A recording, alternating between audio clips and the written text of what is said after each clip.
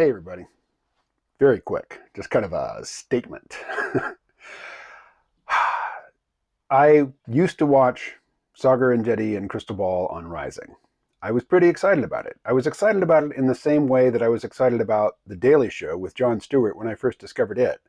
I discovered that I think in 2002 or 2003. I was living in Australia at the time, and it was on TV there. And here was this guy sitting, clearly in a professional studio soundstage with all the trappings, saying things that were outside of the Overton window, saying things that you just weren't used to hearing on TV. So I was excited about it. The same was true of Rising when when I first discovered it. Then Krystal and Sagar, and God bless them, they found their celebrity and they parlayed that into their own organization so that they were no longer just the front faces for the Hill. Good on them. But their new structure, their new organization, their new distribution channels, they're still on YouTube, but they get posted to YouTube much later in the day. And I think they're just privileging their paid subscribers, with early access. By the time their stuff comes out, I'm not consuming that sort of content anymore. I mean, that's something that I do in a brief window, usually when I eat lunch. So I still watch Rising. I like Robbie, even though he's kind of a goof, but I like him. I like Brianna Joy Gray. I like, some of the other people that they bring in. I like, what's her name? I'll put her name on screen. It's a hyphenated last name. Can't bring it to mind, but I like her. So I watch a fair bit of Rising still. And when I say a fair bit, like a fraction of what I used to. I used to watch pretty much all of it, and now I'll pick and choose. If something looks interesting, I'll check it out. But I don't take in much Breaking Point's content just because of the way they distribute it. And I'm not as enamored with it as I used to be, but I have nothing against Krystal and Sagar. And like I say, congratulations on them for their success. So because I guess a few people discovered those two on Rising because I had mentioned them on the podcast, now, I get emails from people and also comments left on videos saying, did you see their RFK interview? I will never watch them again. It's horrible. It's like, one, RFK. Nothing against the guy. Cannot stand to listen to him speak. I would not listen to a 30-minute interview with Robert F. Kennedy Jr. I would read a transcript of it. I got nothing against the guy. I got nothing against his politics. I'm not obsessed about vaccines one way or the other. I don't care that he has a non-standard take on vaccines. That's not an issue to me. I understand that he actually says things referencing the material conditions of working people, which is something that Republicans, other than Donald Trump, and Democrats just don't do. So he's interesting to me in that respect. And if I had the opportunity to vote for him in a primary, I might. I live in Arkansas.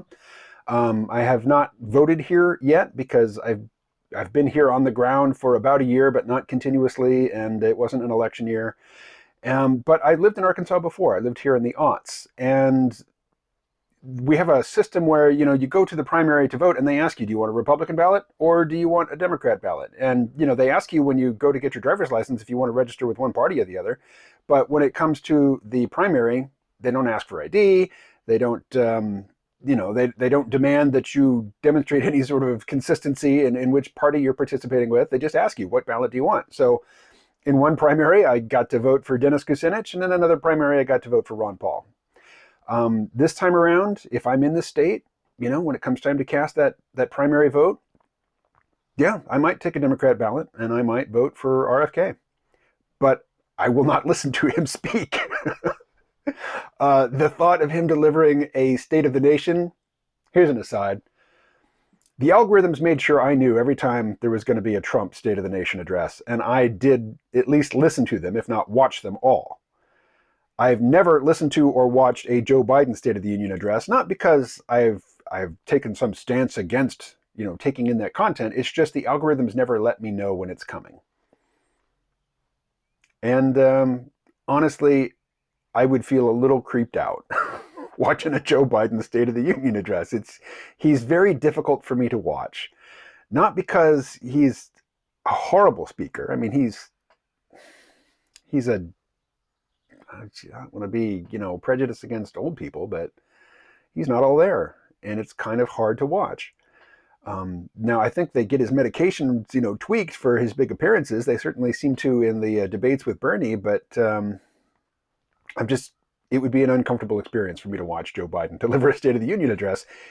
It would be way more uncomfortable to listen to RFK Jr. It just sounds like he's choking. It sounds like he needs medical attention urgently. I don't know what that's about. I don't care. I don't care. Given the opportunity to cast a ballot for him over Biden, I would. So it's not that I'm against RFK, and it's not that I have any particular stance on his, vaccine take.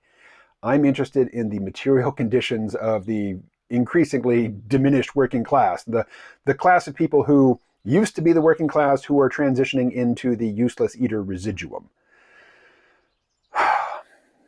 I'm concerned. I'm one of them. They're my people. Now, I'm beyond college educated, so I often don't have a lot to talk about with my people, but I care about their interests. I care about their well-being. And so I'm going to vote for candidates who seem like they even care about that, which, by the time the primaries are over and we get to the general election, such people have been weeded out, unless they're Donald Trump. And am I saying that I think Donald Trump really cares about, the material conditions of the former working class? I don't know if he does or not, but he acknowledges that they have material interests which are not being met by the current duopoly. So, I've never voted for the man, and I doubt that I will, but, props for that. But I don't have any of my own, ego invested in the careers of Saagar Enjeti and Krystal Ball. I don't care if they screw up from time to time. They produce a lot of content. They can't write everything that every word that comes out of their mouth is not theirs. They have writers.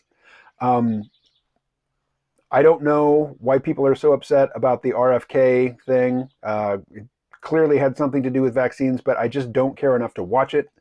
And I certainly don't care enough to watch some hour-long deconstruction of it. It's just not my thing, not my issue. One of the reasons that I really liked Rising when I first started watching it was because they were criticizing the presentation, the messaging of the corporate media. But if that's your thing, then, you're constantly focused on the messaging of the corporate media, and I'm largely bored with that. And I have absolutely no interest in their UFO content. Anyway, no, I have not seen the Krystal Ball, Saagar Enjeti, RFK powwow. If it offended you, okay. I don't care, and I'm not saying that in dismissing you and your concerns. I'm just saying that's not my issue. I was resolute during COVID. I do not want to get caught up in anybody's COVID craziness.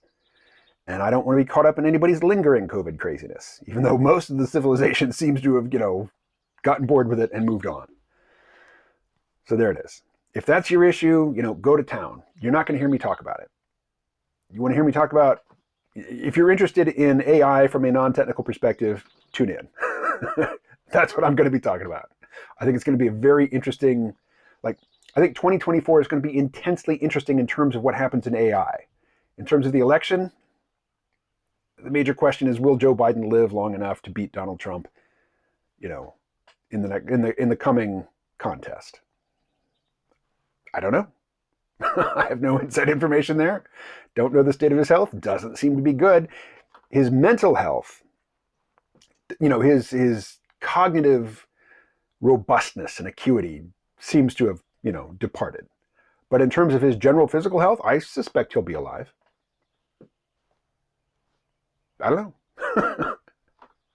know. I have conversations with Pi all the time, and it's always asking me to predict the future.